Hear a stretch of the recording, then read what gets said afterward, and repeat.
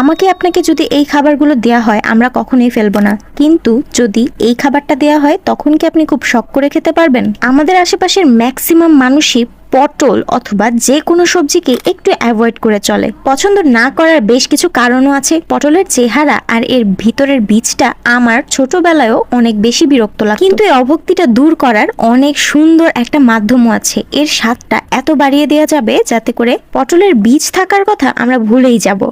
আজকের রেসিপিটা কিছুটা সেরকমই।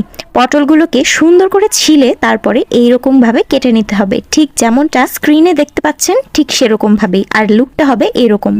আমরা আস্তে আস্তে বেশ কিছু পটল কেটে ছিলে নিলাম, খুব যত্ন সহকারে পটলগুলোকে একটা বাটিতে নিয়ে নিলাম। আর এর মধ্যে এখন মশলার রাজত্ব শুরু হয়ে যাবে।